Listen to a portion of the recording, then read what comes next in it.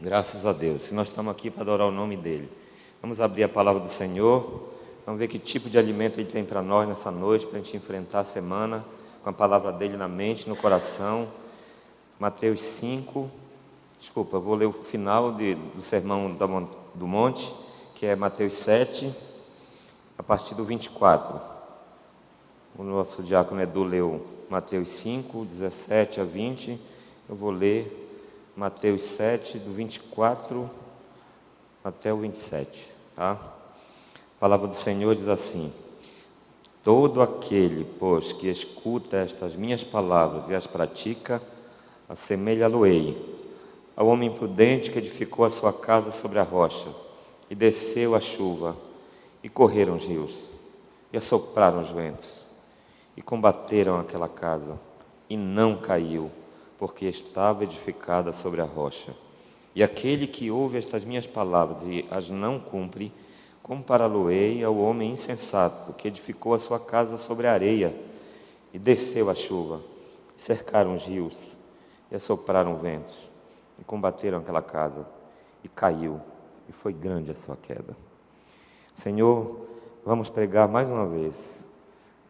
Tantos anos que a gente prega, mais uma vez, Senhor, dá a graça de pregarmos. É uma grande missão expor a sua palavra. Não é qualquer uma pessoa que o Senhor chama para essas coisas. Por isso a missão é pesada.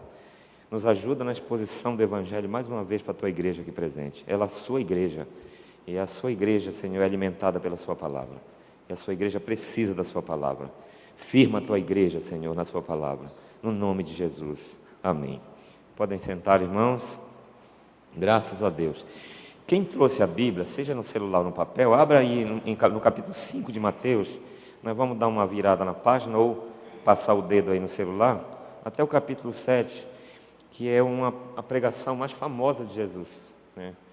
É conhecido como o Sermão do Monte, só porque ele pregou mesmo de fato no monte. Ele estava no monte e por isso ficou conhecido como o Sermão da Montanha.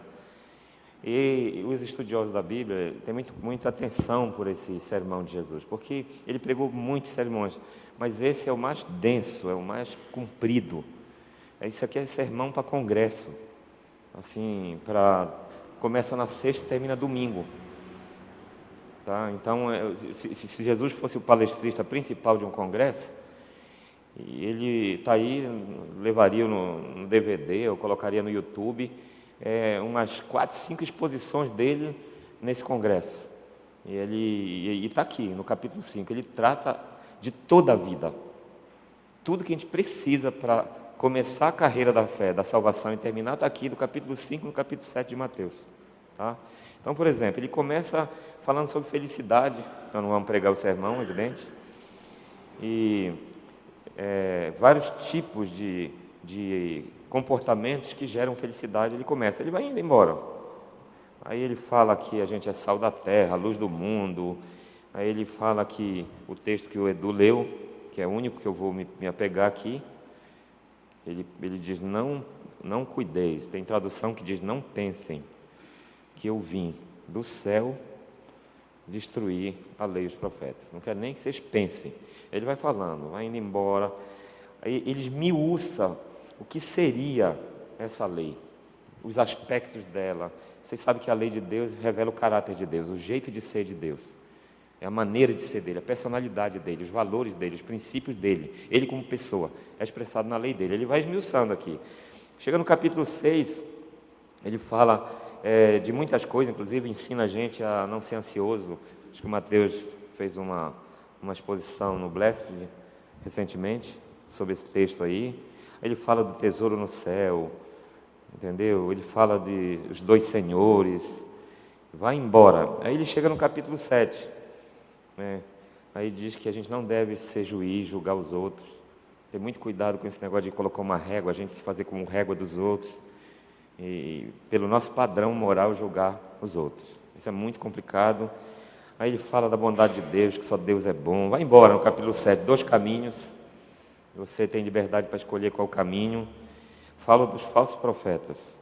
E aí ele fala dos 2 alicerces que eu li, da areia e da rocha. E termina o sermão com a admiração do povo. O sermão dele termina no versículo 27.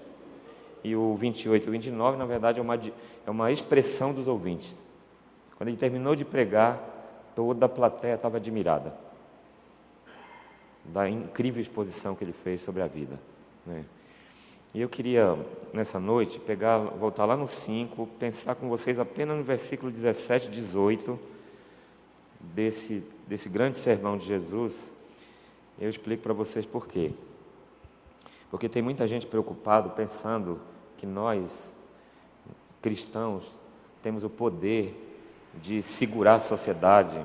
Nós temos o poder, por exemplo, de segurar uns senadores, governadores, para que a igreja não seja machucada, para que a lei de Deus não seja ridicularizada. E nós não temos esse poder, gente. Nós não temos esse poder. O poder que nós temos é de pregar o Evangelho. Nós recebemos poder para isso, para testemunhar. Nós não vamos mudar o mundo. O Evangelho muda os santos, a igreja. E a igreja, ela é pequena em relação ao tamanho dos perdidos no final de todos os tempos. O caminho é largo. Ele diz aqui no sermão que tem 2 caminhos, que um largo, diz que é muita gente que vai pelo caminho largo porque quis. E tem o caminho estreito, diz que são poucos que entram pela porta estreita, e estreito o caminho apertado. Apertado porque a salvação vem de Deus. O sermão de Jesus expressa quem é Deus. Poucas pessoas, comparado aos bilhões desde Adão, decidem seguir a Jesus. Por isso o caminho é apertado, né? E aí ele diz assim, olha, eu não quero que vocês fiquem pensando, que fique dominando a mente de vocês, tenham cuidado com isso. Olha, eu não vim, a minha missão quando eu desci do céu, não foi destruir a lei e os profetas. Isso já tem quem faça. Entendeu? Eu quero que vocês saibam, eu sou Jesus, e da minha parte não haverá, ninguém vai jogar lama na lei, ninguém vai pichar a lei. Não, se depender de mim, não. Eu sou cumpridor da lei. Eu sou defensor da lei. Assim, eu quero que a minha igreja saiba disso, que ela pode contar comigo, que ele pode ver que ele não coloca a igreja aqui, ele diz assim, olha, eu não vim destruir a lei. Ele chama para si a responsabilidade. E ele vai lutar para que os seguidores dele imitem ele, que é isso que a gente vê na Bíblia. Para isso nós temos o Espírito Santo. O Espírito Santo veio para ajudar, porque a gente não consegue. Então, Jesus está garantindo que ele e os seguidores dele sempre defenderão a lei. Por isso que na igreja, quando vocês verem alguém falando assim, com muito desdém da lei, esse irmão precisa de oração, precisa de ajuda pastoral, precisa de discipulado. Esse irmão não conhece direito ainda Jesus. Vocês podem ter certeza. Quem conhece o Senhor Jesus não fala mal da lei, tem apreço pela lei. Tá?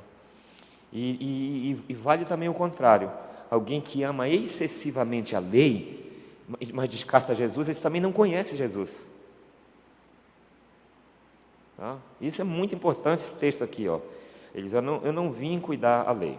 Gente, para a gente ter uma vida feliz, porque o capítulo 5 começa com as bem-aventuranças, com felicidades, aí Jesus engata esse princípio aqui, a gente precisa ter um projeto de vida. Ninguém consegue ser feliz, consegue essas aventuranças, sem ter um projeto de vida. E um projeto de vida tem que estar fincado em algo sólido mesmo. Uma hora você tem que decidir, sinceramente. Uma hora a gente tem que amadurecer e dizer, olha, eu vou viver a minha vida dessa forma, não vai ser fácil, mas eu decidi e vou seguir esse caminho aqui. Pronto, você tomou essa decisão, pronto, aí você já tem um projeto de vida. Isso é projeto de vida, né? E eu aconselho os irmãos a terem esse projeto, porque esse é o projeto da minha vida. Eu não pregaria para vocês uma coisa que eu não tento viver. E eu acho que o projeto está condensado aqui, ó. Eu não vim revogar a lei, eu vim cumprir. Quer dizer, se Jesus viveu isso, se ele se encaixou nisso, bem, se o próprio Jesus não trabalhou contra isso, pelo contrário, ele se encaixou e viveu dentro disso, e ele é o nosso modelo, então esse deve ser o nosso projeto de vida. E o que significa Jesus dizer que ele não veio destruir, mas veio cumprir a lei, né? Aqui Jesus está falando de uma vida, ele está alertando, na verdade, as pessoas que querem viver uma vida sem valores, uma vida sem princípios, uma vida sem regras. E o mundo ama isso, porque a nossa natureza pecaminosa, irmãos, ela adere fácil a isso. Ela adere com facilidade a uma vida sem princípios, né? Quem de nós não gostaria de fazer o que quer, gente? Eu não posso pregar uma coisa que eu não consigo. Por exemplo, quantas vezes eu não tenho vontade de fazer o que Jesus diz para eu não fazer, o que não está dentro desse projeto, e eu tenho vontade de fazer. Eu estou pregando para vocês, pela graça de Deus eu pastorei vocês, e eu estou dizendo que muitas vezes vem em mim vontade de fazer coisa que não se encaixa no projeto de Jesus. Você já pensou se eu fosse fazer tudo o que eu tenho vontade de fazer? Vocês nunca mais me ouviriam assim, uma vírgula mais de uma pregação minha. Só que eu tomei uma decisão na minha vida, de seguir um caminho. E eu tenho que lutar para viver esse caminho. Aí Jesus, Ele está falando disso. Ele disse, olha, vai ter muita gente que vai querer viver uma vida sem valores, sem princípios. Aquela vida em que a pessoa faz o que ela quer fazer. A ausência de valores, gente, a ausência de princípio na vida de uma pessoa deixa qualquer ser humano como a terra no princípio. Como a terra era no princípio? Segundo Gênesis 1. Como é que está escrito lá que era a terra? Sem forma, vazia. Qualquer pessoa que queira viver do jeito que a sua mente lhe induz a viver, lhe incita a viver, com as suas próprias ideias, logo ela vai se deparar com uma vida deformada, uma vida vazia. Os valores, gente, são a alma do comportamento. Se você não tem valores, logo as pessoas vão questionar o seu comportamento. Elas não vão aprovar o seu comportamento, elas vão te criticar muito. Porque geralmente as pessoas desregradas são as pessoas que não dão valor a princípios. Elas desprezam valores. Elas acham que não precisam, entendeu? Tem muito ensinamento de liberdade, uma liberdade sem nenhum norte, sem nenhum rumo. Então, isso complica muito. Os princípios, gente, são as expressões desses valores, né? Que qualquer pessoa pode expressar com palavras, com atitudes, com pensamentos, com gestos. A gente conhece uma pessoa pelaquilo que ela acredita. Ela transborda de várias formas nas suas vivências. A gente conhece uma pessoa quando ela é educada, quando ela é respeitadora, quando ela é cumpridora das coisas, quando ela faz um acordo e ela segue firme. A gente conhece pessoas que são afeitas a normas que geram vida, que fazem bem para os outros. A gente conhece. E o Senhor Jesus diz aqui que a palavra que Ele estava falando, que Ele estava pregando, quando Ele disse essas palavras, aqui Ele estava pregando. E aí Ele estava pregando e de repente, logo depois do início da introdução do sermão, aí Ele diz assim, olha, as palavras que eu vou falar até o capítulo 7, ou até o final desse congresso, até o final dessa minha exposição, essas minhas palavras devem ser a base da vida de vocês, ouvintes. Se quando eu terminar esse sermão, vocês entenderem e procurarem aplicar na vida de vocês, vocês serão felizes, que é a introdução que eu acabei de fazer sobre as bem-aventuranças. Aí eu estou dizendo que as palavras que eu prego, eu sou um homem que vim do céu e eu vou provar para vocês, com muito sofrimento, que a lei do meu Pai é vida e paz. Eu vou provar, vocês vão ver, eu vou viver alguns anos com vocês aqui na terra, prestem atenção, eu vou esmiuçar para vocês aqui, e vocês me cobrem depois lá no final, se eu, Jesus, vou conseguir viver com tudo que eu vou ensinar até a conclusão desse sermão que eu estou pregando agora, aqui nesse monte. Essas palavras que eu vou explicar para vocês agora, devem ser a vida de vocês. Bom, aí ele segue, né? Ele está dizendo então, que ninguém se iluda, assim, que chegará um dia ou um tempo em que esses princípios, essas referências, perderão seu valor. O mundo vai virar as costas, vocês sabem, vai começar uma exposição do Apocalipse na próxima quarta-feira.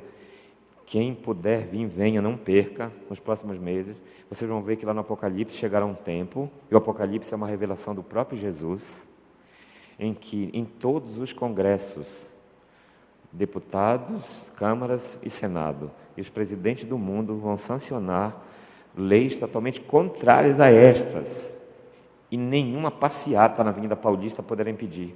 Não adianta, porque o partido tal, porque não sei o quê, ninguém vai impedir. A verdade vai virar mentira e a mentira vai virar verdade. O mundo adorará Satanás.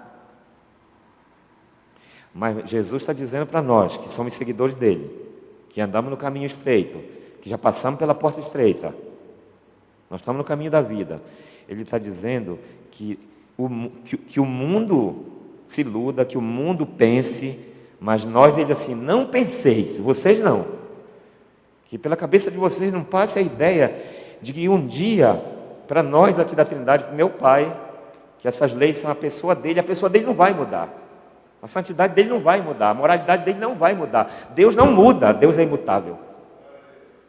Ele não vai mudar nunca. O mundo vai adorar, vai trocar de Deus, vai adorar Satanás. Mas vocês não. Não quero que passe pela cabeça de vocês essa ideia de que um dia, mesmo quando vocês verem o mundo virar de cabeça para baixo, e vocês vão se tentar, será que é isso mesmo? Eu pergunto para vocês já não ouviram crente desconfiar da Bíblia? Assim, colocar em dúvida. Quantos jovens assim, sem noção do Evangelho, no primeiro semestre de uma faculdade, pira, na primeira aula de biologia, na primeira aula de química, o moleque fica doido. Os congressos que a FUMAP faz, os irmãos, pela misericórdia de Deus, confiam em mim, mais e outros, tantos pastores, a gente fica lá. Tem um momento que é para aconselhar jovem.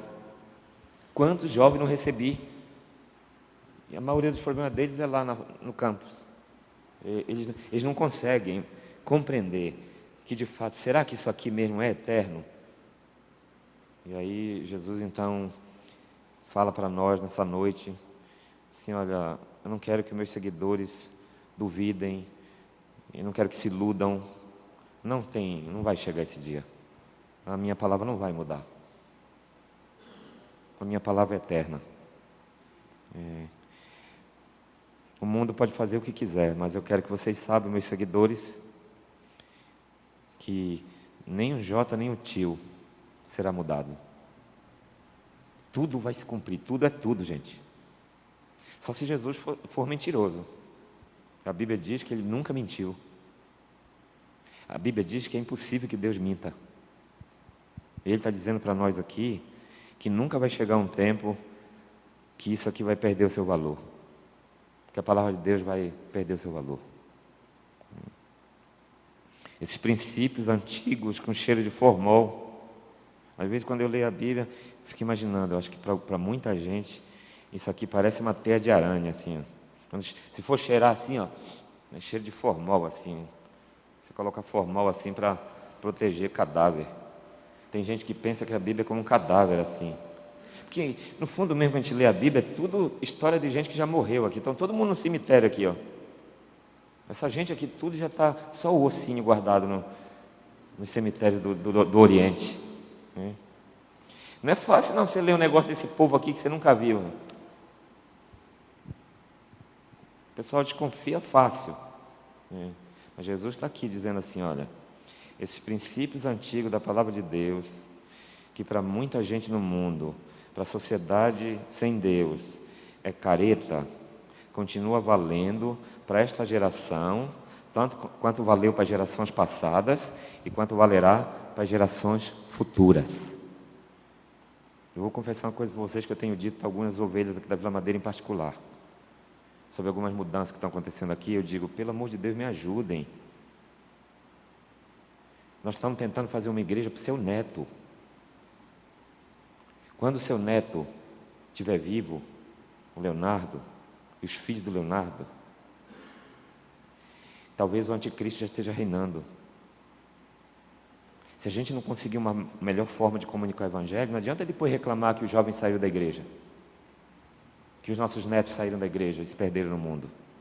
Jesus está dizendo que a palavra dele não vai mudar. E é essa palavra, a única palavra que poderá manter o seu filho, o seu neto, o seu bisneto no caminho de Deus. E nós precisamos comunicá-la de uma forma que eles entendam. Nós precisamos ter formas de expressar esse Evangelho que as pessoas possam parar, pensar e dizer assim, puxa, isso me interessa. A gente precisa ganhar a primeira atenção dela na nossa forma de comunicar. E aí a gente precisa de algumas alterações. Confiar que o Evangelho é poder de Deus para a salvação de todo o que crê. Então, eu digo para os meus irmãos aqui, Jesus está dizendo que essa sua palavra não vai ser revogada. Repita assim, as palavras de Jesus não serão revogadas. Ele diz, olha só a palavra da boca dele, olha que coisa impressionante, porque aprenda a ler a Bíblia com detalhes, não lê a Bíblia com pressa, irmão. Vem com calma a Bíblia. Olha só a conexão que Jesus faz nesse texto. Ele diz assim, olha, passarão os céus. Você sabe o que é passar os céus, gente? Você acorda todo dia, o danado está em cima. Ora, o caminhão da pamonha passa, do gás, vai e vem. A noite passa, o dia passa, a febre passa, o câncer passa. Isso não é tão difícil de passar, gente. Mas como é que vai passar o céu e a terra? Um dia, a Bíblia diz que um dia isso vai acabar. Você sabe o que você olhar e não vê mais São Paulo? Não vê mais as árvores, os rios, as pessoas? Isso é uma coisa monstruosa demais para a nossa cabeça. Jesus está usando um exemplo absurdo, uma coisa que só Ele vai poder remover. Nenhum homem tem poder de destruir o céu e a terra. Só Deus que criou pode fazer essa primeira etapa da vida desaparecer e criar novos céus e nova terra. Ele está usando isso, que só Ele pode remover, para dizer, olha, pode passar o céu e a terra. E Ele diz que vai passar. Mas as palavras deles vão permanecer. Vai passar, presbítero, o céu e a terra. Um dia vai passar, mas a Bíblia não vai passar, a palavra de Deus não vai passar. Tão terrível que é o Evangelho. Tão terrível que é as palavras de Jesus. Se a gente crê no que Jesus está falando hoje aqui, muito dos nossos dilemas na nossa casa é resolvido, gente. O que vocês acham que eu li lá no final do capítulo 7 dos 2 alicerces? Que é a conclusão do sermão dele. Porque depende de onde você construiu a sua casa. Gente, a gente vai tentar consertar esse negócio em nome de Jesus, para não pingar mais aqui. Mas pode ver que mesmo com a goteira a gente faz culto. Agora, gente, se esse alicerce aqui, se o problema, sabe, não tem como ter goteira ali embaixo, né? Mas vamos usar o termo, se tiver ali ruídos, apodrecer, sabe, e esse alicerce não tiver sido bem feito, meu amigo, o forro, gente, a gente dá um jeito, irmão. Até uma lona a gente põe ali, a gente faz culto aqui. Os africanos fazem debaixo da mangueira. Agora, gente, isso aqui se torna um laço de morte para nós, porque se o alicerce apodrecer, esse negócio vai cair na nossa cabeça e é uma tragédia. Quantas casas não desmoronam por aí por causa do alicerce? As palavras de Jesus é o nosso alicerce, gente. Você sabe por que muitas casas balançam? Por causa do alicerce. Porque a pergunta que às vezes eu fico pensando, em que tipo de alicerce alguns irmãos estão, sinceramente, construindo a sua casa? Porque uma vez, não sei, quem é mais novinho aqui não vai lembrar, mas caíram no Rio de Janeiro, há mais de 20 anos, 2 edifícios. Uma confusão terrível. Foi comprovado nos laudos que os caras usaram areia da praia. Tinha até pedaços de conchas do mar. Usaram material de péssima qualidade para poder desviar o dinheiro.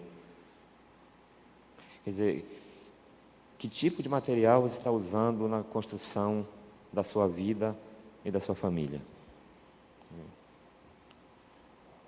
As pessoas modernas, elas pensam que os inventos do século XX, do século XXI, as descobertas tecnológicas, as inovações, as invenções, as transformações, as pessoas pensam que todas essas coisas dão autoridade para que as pessoas vivam do jeito que elas acham que querem viver. As pessoas se enchem de ciência, de conhecimento, se acham cabeças bacanas, pensam de forma descolada. E essas novas inovações, essas novas tendências, como o paulistano gosta de falar, né? Uma vez um menino chegou um dia desse e falou: pastor, o senhor sabe o que é a nova tendência? Eu disse: fala aí, irmão. Aí eram uns 3 tendências, né? E aí Jesus está dizendo: não pensem que as tendências vão mudar a minha palavra. Elas não mudarão. Tendência nenhuma muda a palavra de Deus. Entendeu? Tendência vem, tendência vai, e a palavra continua firme. E é por ela que Deus vai julgar e salvar os homens. E vocês deveriam se alegrar. Vocês amam a palavra de Deus, irmãos? Seria uma alta traição, pastor Efraim, sinceramente, a igreja abrir mão do evangelho. O mundo Deus entende, mas nós, irmãos, desprezar a palavra de Deus e querer montar uma vida, uma família, em outros alicerces, aí você pode esperar que a responsabilidade é sua. Você que assuma a responsabilidade. Se você quiser usar areia com conchinha para construir seu prédio, meu amigo, aí a responsabilidade é sua. Venha o que vier, a cabeça das pessoas sejam feitas do jeito que vier. Venham os melhores especialistas em todas as áreas da vida. Podem chegar à nossa mente novas notícias, novos achados na área humana, da psicanálise, da psicologia, da sociologia, das ciências diversas. Podem chegar novas descobertas sobre o comportamento das pessoas, pode vir o que vier, e vai vir. E muita coisa é coisa boa.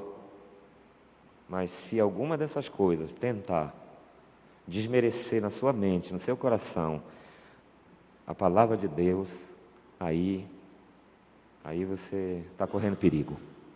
Aí você tem que ficar esperto. Aí as pessoas pegam, pastor Efraim, todas essas coisas humanas, que em muito ajuda a gente, né? E aí elas tentam construir o alicerce da vida delas nesses princípios da ciência, da tecnologia, achando que isso dá para fazer alicerce, dá para cavar buraco, achando que isso é ferro, que isso é pedra, achando que isso é cimento bom, aí faz o alicerce da casa, com esses princípios que os homens inventam. Aí constrói a vida, constrói família, constrói trabalho, constrói ideia, constrói desejo, constrói tudo com base nessas ciências humanas. Meu amigo, aí quando o bicho pega, quando Satanás se levanta, quando o mundo parte para cima com ira, quando a doença vem, meu amigo, a casa relha balança, aí com chacoalha, quando você vai ver o alicerce é areia, com coxinha. Aí Jesus diz: é grande a queda. É Jesus que diz. É insensatez. Insensatez vem de ausência de senso. Ou a pessoa não adquiriu bom senso na vida. E aí se complicou. Quando a gente olha para o nosso país, sinceramente, se vocês olharem espiritualmente com os olhos de Jesus para o Brasil, se Jesus viesse outra vez encarnado, e Ele mesmo pudesse pregar sobre o Brasil, assim, ali em São Paulo, todas as câmeras de televisão nele, ao vivo, no Jornal Nacional, ali, e Ele fizesse um diagnóstico do Brasil, eu fico imaginando que Ele iria expor milhões de projetos sem planta, sem referência, né? Sem força, sem forma de Deus. Eu tenho quase certeza que Jesus daria um diagnóstico de muita deformação na sociedade brasileira. Se ele chegasse na Europa, então, e fosse pregar ali ao vivo, na BBC de Londres, e todos os europeus ali, 90% de audiência, ao vivo, vocês imaginem uma sociedade totalmente amorfa de Deus, sem forma e vazia. uma das últimas vezes que eu vim no voo da TAP, que era uma empresa portuguesa, acho que uma empresa brasileira comprou, e como Brasil e Portugal, né, historicamente são muito ligados, então esse voo é muito concorrido. Até essa mulher aqui do Omos, que vende aqui umas delícias boas ali, portuguesa aqui na casa do pastor Israel, ali na esquina, ela viajou num voo que eu fui com ela, a dona Ana. Eu vi uma cena de uma senhora idosa, uma velhinha de 80 e poucos anos. Do lado tinha um brasileiro, do meu lado, e aí eu dei uma cochilada. Quando eu acordei, né, estava lá na tela, o molequinho, o netinho dela de 11 anos, e não dá para eu falar para vocês o que ele estava assistindo, de forma explícita. Aí, um homem como eu, que sou muito crica nesse sentido, eu não deixei barato. Uma hora lá que a gente levantou, eu fui conversar com a velhinha, e aí na nossa conversa, cheguei à conclusão de que ela disse que na Europa isso é comum, meu filho, não se assuste com isso não. Se você é pastor e você vem aqui pregar mesmo o evangelho, então não se escandalize, senão você nem consegue pregar. Isso, quando eu tinha 18 anos, isso já era normal. Então você imagina uma sociedade sem esses princípios, no que vai dar?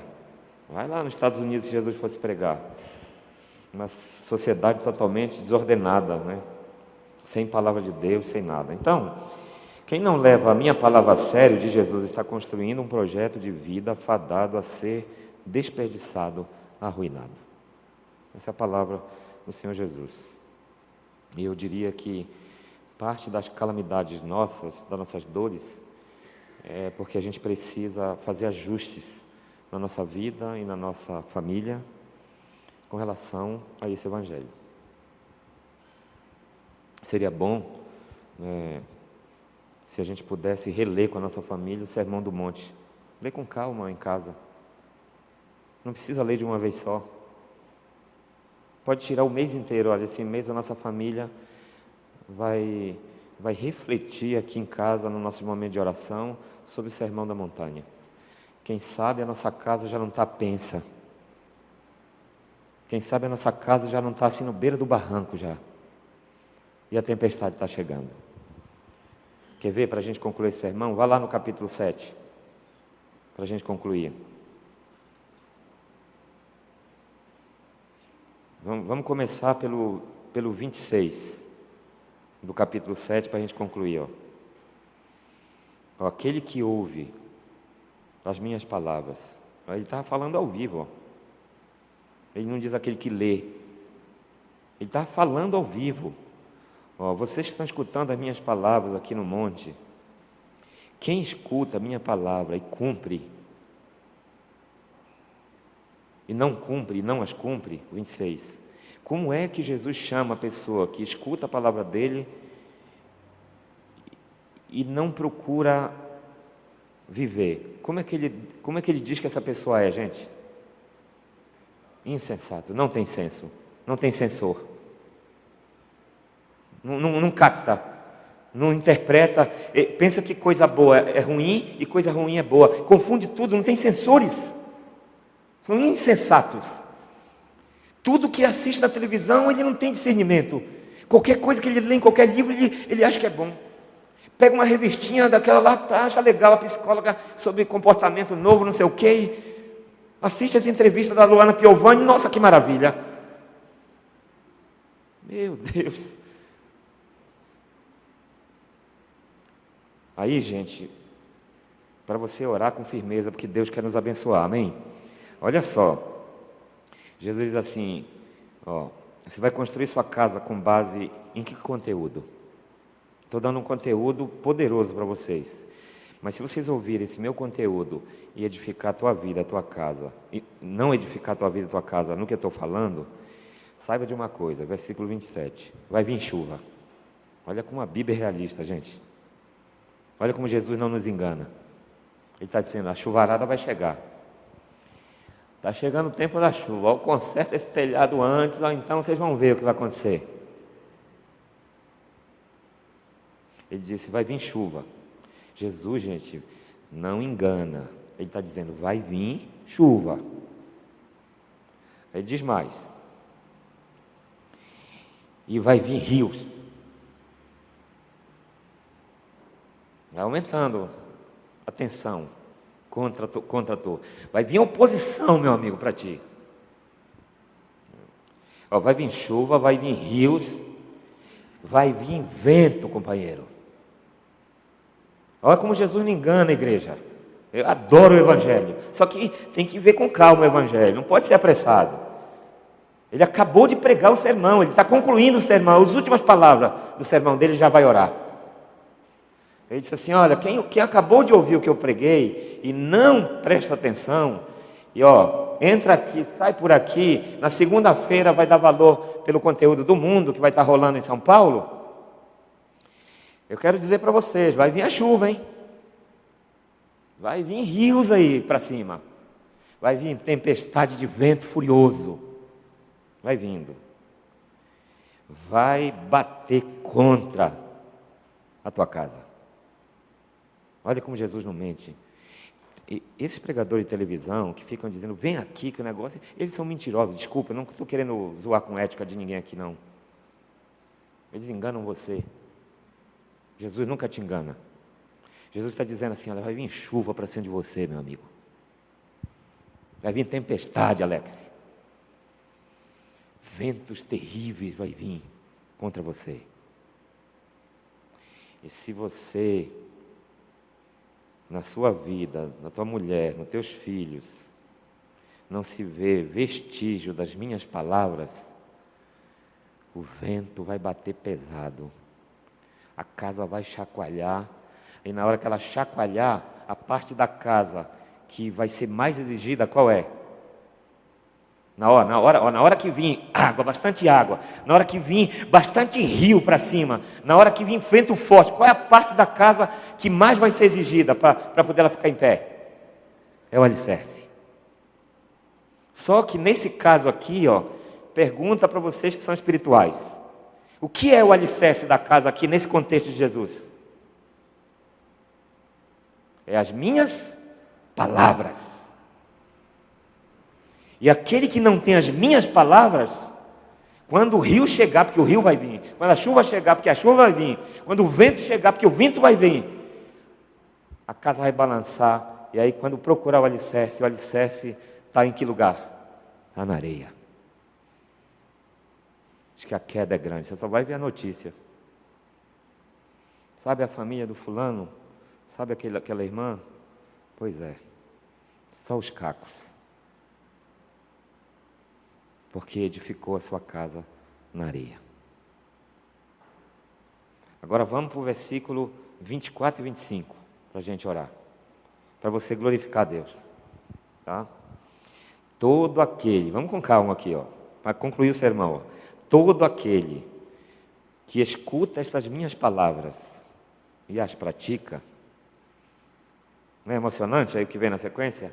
Assemelhá-lo-ei ao homem prudente, que edificou a sua casa onde? Na rocha. Tá, você é crente, você ama Jesus, você ama a Bíblia, você ama a lei de Deus, você já sabe que não vai ser revogada, você não troca a lei de Deus por qualquer conversazinha, uma novidade, uma nova tendência. Não, você não é disso. Então você é prudente. A tua casa está edificada sobre a rocha. Pergunta: o fato de você ser prudente vai livrar você da chuva, dos rios, da tempestade? Não, vamos para o versículo 25. E deu chuva contra os prudentes. Tome chuva contra os prudentes. E tome rios, corredeiras de rio contra os prudentes. E tome corredeira de vento pesado contra os prudentes. E a casa do prudente está balançando. O que acontece? Rio, chuva e vento contra o prudente. O que acontece, irmãos, com a casa do prudente? Balança. Mas o que acontece, gente? A parte que mais exige da casa é o alicerce. Aonde é que está o alicerce do prudente, igreja? Na rocha. O que é a rocha aqui, gente? As minhas palavras. O próprio Jesus. Diz assim: e não caiu, porque estava edificada sobre a rocha, que é Cristo Jesus.